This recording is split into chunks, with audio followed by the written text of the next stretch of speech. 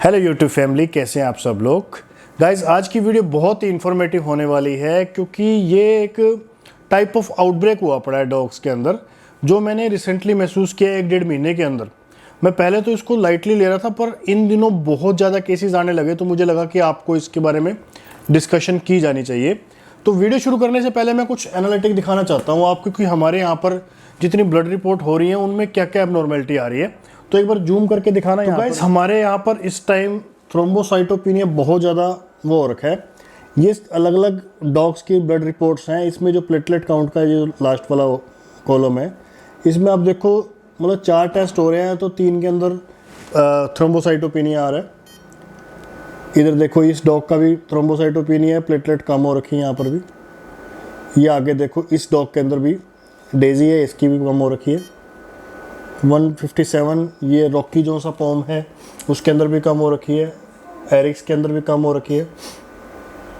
ये बूजो के अंदर भी कम हो रखी है और ये बिंगो के अंदर भी कम हो रखी है। तो इस टाइप का पैटर्न बड़ा अजीब है। पहले गाइस 5 डॉग्स में एक डॉग के अंदर इस टाइप की रिपोर्ट आती थी। आज की डेट में जब हम 10 टेस्ट करवा रहे हैं तो उसमें से 7 डॉग्स के अंदर ये प्रॉब्लम आ रही है। तो आज इस प्रॉब्लम को बड़े अच्छे से समझेंगे। इनफैक्ट मुझे ये कन्फ्यूज़न होने लग गया था कि हमारी जो ये ब्लड टेस्ट वाली मशीन है ये गलत रिजल्ट तो नहीं दे रही। मैंने इनफैक्ट इंजीनियर को बुलाया, मैंने कहा यार मेरे पास बहुत ही ज़्यादा एबनॉर्मल डाटा आ रहा है। तो उन्होंने आके मशीन को चेक किया, अच्छे से दोबारा सर्विस करी। उसके बाद हमने जब दोबारा टेस्ट स्टार्ट किए उसमें भी यही प्रॉब्लम आने लगी। तो फिर मैंने अपने फ्रेंड्स से डिस्कस किया कि तुम्हारे वहाँ पे भी इस टाइप का हो रहा है। तो सब जगह ये फैला हुआ है। दिल्ली मेरी बात हुई है, पंजाब मेरी बहुत बात हुई है। जो वैक्सीनेशन करने के लिए भी आ रहे हैं उनका ब्लड टेस्ट करवा रहे हैं, उनमें भी थ्रोम्बोसाइटोपिनिया आ रहा है। तो आज इस बीमारी को मतलब इस कंडीशन को कह सकते हैं हम अच्छे से समझेंगे कि इसमें क्या हमारे को पता लगे डॉग के अंदर क्या क्या सिम्टम आते हैं और क्या इसकी कॉम्प्लिकेशन रहती है, क्या होम्योपैथी दवाई हम चला सकते हैं, प्रिवेंटिव कैसे देना है हमारे डॉग को, इसे बचाना कैसे है, अगर हो जाए तो क्या करना है। तो गाइस जो पुराने मेरे व्यूअर्स हैं जो मेरी पहले वीडियो देखते रहते हैं, तो मैंने एक वीडियो बनाई थी ब्लड रिपोर्ट को कैसे पढ़े, वो आप देख लेना, मैं आई बटन में लिंक दे दूंगा उसका। उसमें मैंने आपको बताया था कि प्लेटलेट काउंट कम को हम थ्रोम्बोसाइटोपिनिया बोलते हैं।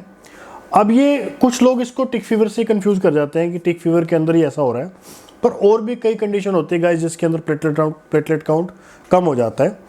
फॉर एग्जाम्पल लेप्टोस्पायरोसिस बीमारी होती है, उसके भी बहुत सारे केस आ रहे हैं हमारे पास लेप्टोस्पायरा के। गाइस जो लेप्टोस्पायरोसिस के केसेस होते हैं उसमें टिपिकल सिम्टम ये आता है कि डॉग का यूरिन एक तो पूरा मस्टर्ड ऑयल की तरह आता है, जैसे सरसों का तेल होता है गाढ़ा और बिल्कुल येलो कलर का, उस टाइप का यूरिन पास करने लग जाता है डॉग। और उसकी फर्स्ट डे ही लीवर और किडनी की वैल्यू बहुत ज़्यादा एलिवेटेड आती है। तो इससे हमारे को पता लग जाता है कि लेप्टोस्पायरोसिस के केसेस हैं। इसके अलावा जो टिक फीवर है उसमें तो कॉमनली है ही, थ्रोम्बोसाइटोपिनिया हो जाता है, प्लेटलेट काउंट कम हो जाता है। उसकी कंफर्मेशन के लिए 4DX टेस्ट होता है और एलाइजा टेस्ट आया है जो लेटेस्ट इसके लिए कंफर्मेशन के लिए होता है। बाकी प्लेटलेट काउंट कम होने से हमारे को आइडिया लग जाता है कि इसको टिक फीवर वाले टाइप की प्रॉब्लम है। कुछ लोग अब इस टाइम तुम्हारे दिमाग में आ रहा होगा कि मेरे डॉग में अगर थ्रोम्बोसाइटोपिनिया है तो मुझे इनिशियल सिम्टम क्या दिखेंगे, मेरे को लक्षण क्या दिखेंगे उसके अपने डॉग के अंदर कि मैं उसका ब्लड टेस्ट करवाऊँ या कुछ भी कराऊँ। तो गाइज इस टाइप के जो डॉग होते हैं वो वैसे अदरवाइज ठीक लग रहे होते हैं, मतलब नॉर्मल खाना खा रहे होते हैं और सब कुछ चल रहा होता है, बट वो अपनी नॉर्मल एक्टिविटी से थोड़ा सा एबनॉर्मल होते हैं। मतलब जो पहले वो एक्टिवली अपना वॉक पे जाता था, सब कुछ बढ़िया से करता था, जब अपना प्लेटलेट काउंट कम हो जाता है डॉग के अंदर तो वो बहुत ज़्यादा थका थका सा महसूस करता है। तो पहले जितना खाना खा रहा था उससे हाफ डाइट हो जाती है उसकी। स्टूल ब्लैक कलर का आने लग जाता है उसका, मतलब पोटी जैसे बिल्कुल ग्रीस की तरह आने लग जाती है, जैसे चमनप्राश होता है, काला तारकोल होता है, उस टाइप की पोटी आने लग जाती है एडवांस केसेस के अंदर। और इसके अंदर कई बार क्या होती है, कॉर्नियल ओपेसिटी भी आनी स्टार्ट हो जाती है, जो आइज़ का कलर है वाइट होना स्टार्ट हो जाता है डॉग के अंदर धीरे धीरे करके। ये एडवांस फीचर मतलब जो सिम्टम बता रहा हूँ मैं आपको। इसके अलावा डॉग ना मतलब आप बुखार चेक करोगे हर बार अलग बुखार मिलता है, कभी 100 मिलता है, कभी 104 मिलता है, इस टाइप का लगता है। तो अगर आपके डॉग के अंदर थोड़ा सा भी ढीलापन है, मतलब वो खाना कम खा रहा है, तो उसका जरूर से जरूर पहले टेस्ट करवाओ, उससे पता लगेगा कि भी थ्रोम्बोसाइटोपिनिया हो रखा है। तो अब क्या है कि इसकी कॉम्प्लिकेशन के ऊपर बात करते हैं। मैंने अब मतलब रिसेंटली इतने सारे केस देखे, उनमें कॉम्प्लिकेशन क्या आ रही है। तो गाइस जो स्प्लीनोमेगैली वाले केसेस आ रहे हैं मेरे पास, जो मतलब स्प्लीन का फंक्शन मैं आपको थोड़ा सा अगर आप समझना चाहो, स्प्लीन बेसिकली हमारी बॉडी का एक पार्ट है, डॉग्स के अंदर भी स्प्लीन होता है।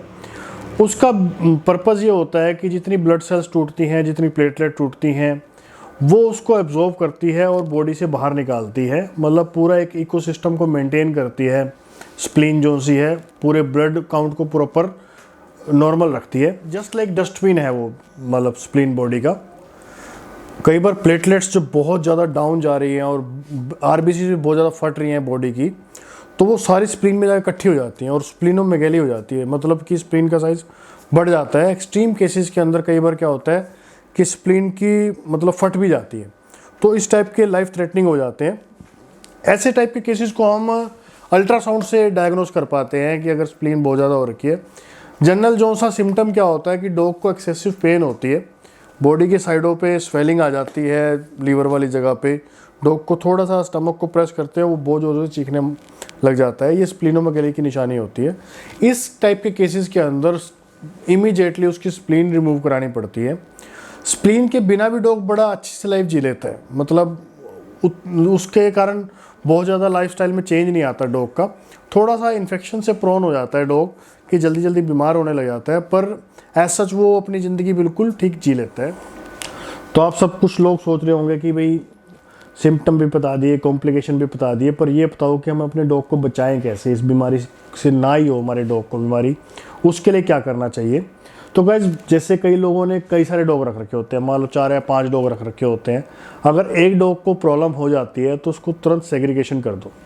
सेग्रीगेशन का ये फ़ायदा होता है कि ये आपस में फैलती होती है टिक्स की वजह से, एक डॉग से टिक गया दूसरे के अंदर गया और उससे बीमारी फैल जाती है। तो एक तो अपने डॉग को टिक फ्री कर दो, उसके बॉडी में बिल्कुल टिक्स नहीं होने चाहिए। अगर आपकी डॉग में टिक्स नहीं होंगे तो 90% आपका प्रिवेंशन अपने आप ही हो जाएगा।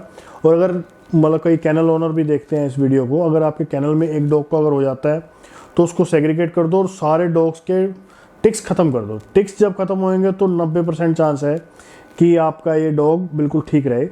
इसके अलावा एक इमिडोकार्ब का इंजेक्शन होता है, इमीजोल का इंजेक्शन बड़ा फेमस इंजेक्शन है, वो आप प्रिवेंटिव भी दे सकते हो।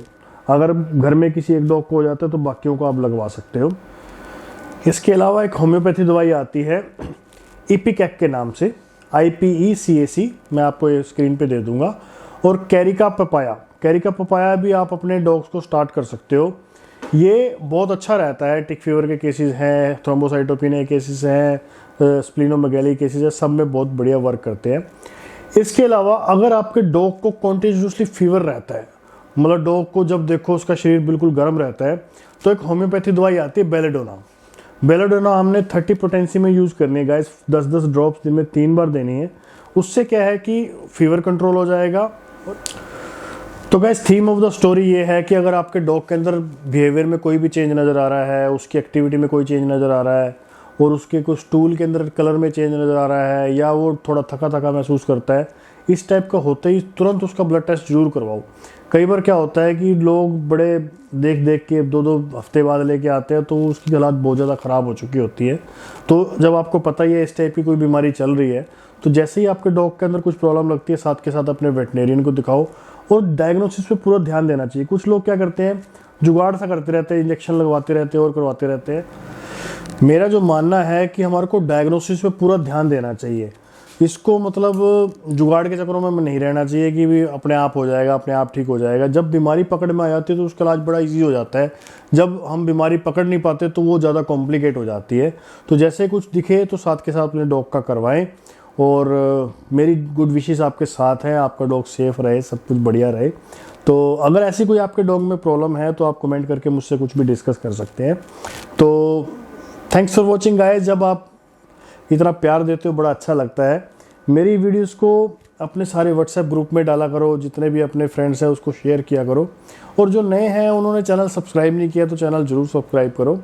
Thanks for watching guys. जिसको ये वीडियो अच्छी लगी उसने क्या लिखना है, लव यू डॉक्टर।